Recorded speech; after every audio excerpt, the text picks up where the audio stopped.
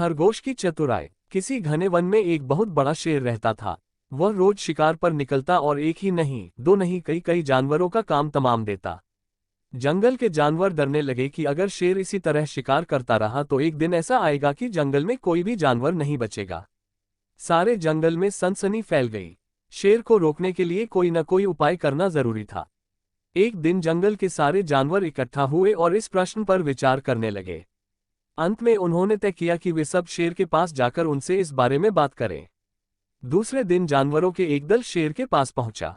उनके अपनी ओर आते देख शेर घबरा गया और उसने गरज कर पूछा, क्या बात है? तुम सब यहाँ क्यों आ रहे हो? जानवर दल के नेता ने कहा, महाराज, हम आपके पास निवेदन करने आए हैं। आप राजा हैं और हम आपकी प्रजा। जब आप शिकार करने निकलते हैं तो बहुत जानवर मार डालते हैं। आप सबको खा भी नहीं पाते।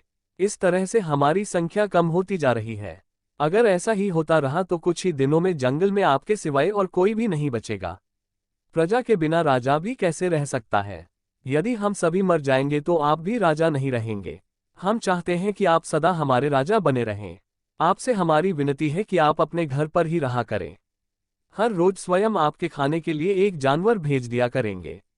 इस तरह से राजा और प्रजा दोनों ही चैन से रह सकेंगे। शेर को लगा कि जानवरों की बात में सच्चाई है। उसने पल भर सोचा, फिर बोला, अच्छी बात नहीं है, मैं तुम्हारे सुझाव को मान लेता हूँ। लेकिन याद रखना, अगर किसी भी दिन तुमने मेरे खाने के लिए पूरा भोजन नहीं भेजा तो मैं जितने जानवर चाहूंगा मार डालूंगा। जानवरों के पास तो और कोई चारा नहीं, इसलिए उन्होंने शेर की शर्त मान ली और अपने अपने घर चले गए। उस दिन से हर रोज शेर के खाने के लिए एक जानवर भेजा जाने लगा। इसके लिए जंगल में रहने वाले सब जानवरों में से एक एक जानवर बारी बारी से चुना जाता था। कुछ दिन बाद खरगोशों की बारी भी आ गई। शेर के भोजन के लिए एक नन्हे से खरगोश को चुना गया।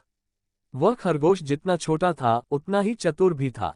उसने सोचा, बेकार में शेर के हाथों मरना मूर्खता है, अपनी जान बचाने का कोई ना कोई उपाय अवश्य करना चाहिए, और हो सके तो कोई ऐसी तरकीब ढूंढनी चाहिए जिससे सभी को इस मुसीबत से सदा के लिए छुटकारा मिल जाए।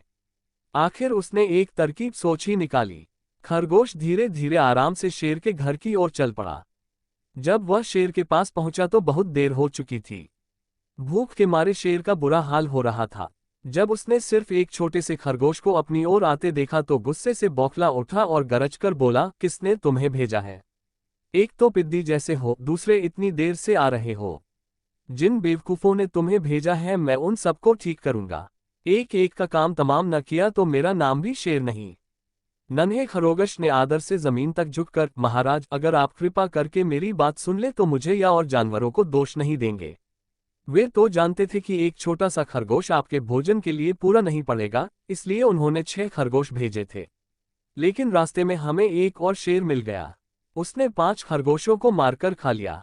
ये सुनते ही शेर दहाड़ कर बोला, क्या कहा? दूसरा शेर? कौन है वह? तुमने उसे कहाँ देखा? महाराज, वह तो बहुत ही बड़ा शेर है, खरगोश ने कहा। वह जमीन के अंदर बनी एक बड़ी गुफा में से निकला था। वह तो मुझे ही मारने जा रहा था, पर मैंने उससे कहा, सरकार, आपको पता नहीं कि आपने क्या अंधेर कर दिया है। हम सब अपने महाराज के भोजन के लिए जा रहे थे, लेकिन आपने उनका सारा खाना खा लिया है। हमारे महाराज ऐसी बातें सहन नहीं करेंगे। वे जरूर ही यहाँ आकर आपको मार डालेंगे। इस पर उसने पूछा, कौन है तुम्हारा राजा? मैंने जवाब दिया, हमारा राजा जंगल का सबसे बड़ा शेर है। महाराज, मेरे ऐसा कहते ही वह गुस्से से लाल पीला होकर बोला, बेवकूफ, इस जंगल का राजा सिर्फ मैं हूँ। यहाँ सब जानवर मेरी प्रजा हैं। मैं उनके साथ जैसा चाहूं वैसा कर सकता हूँ। जिस मूर्ख को तुम अपना राजा कहते हो उस चोर को मेरे सामने हाजिर करो। मैं उससे बताऊंगा कि असली राजा कौन है। महाराज, इतना कहकर उस शेर ने आपको लिवाने के लिए मुझे यहाँ भेज दिया। खरगोश की बात सुनकर शेर को बड़ा गुस्सा आया और वह बार बार गरजने लगा। उसकी भयानक गरज से सारा जंगल दहलने लगा। मुझे फौरन उस मूर्ख का पता बताओ, शेर ने दहाड़कर कहा। जब तक मैं उसे जान से न मार दूंगा मुझे चैन नहीं मिलेगा। बहुत अच्छा महाराज, खरगोश ने कहा, मौत ही उस दुष्ट की सजा है। अगर मैं और बड़ा और मजबूत होता तो मैं खुद ही उसके टुकड़े टुकड़े कर देता। चलो, रास्ता दिखाओ, शेर ने कहा। फौरन बताओ किधर चलना है। इधर आइए महाराज, इधर। खरगोश रास्ता दिखाते हुआ शेर को एक कुएं के पास ले गया और बोला, महाराज, वह दुष्ट शेर जमीन के नीचे किले में रहता है। जरा सावधान रहिएगा। किले में छुपा दुश्मन खतरनाक होता है। मैं उससे निपट लूंगा, शेर ने कहा। तुम ये बताओ कि वह है कहाँ? पहले जब मैंने उसे देखा था तब तो वह यहीं बाहर खड़ा था। लगता है आपको आता देखकर वह किले में घुस गया। आइए मैं आपको दिखाता हूँ।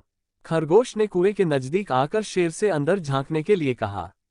शेर ने कुएं के अंदर झांका तो उसे कुएं के पानी में अपनी परछाई दिखाई दी। परछाई को देखकर शेर जोर से दहाड़ा।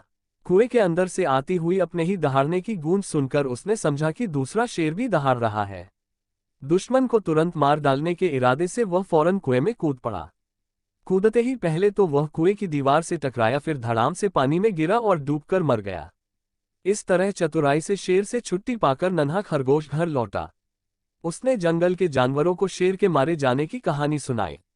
दुश्मन के मारे जाने की खबर से सारे जंगल में खुशी फैल गई। जंगल के सभी जानवर खरगोश की जय जयकार करने लगे।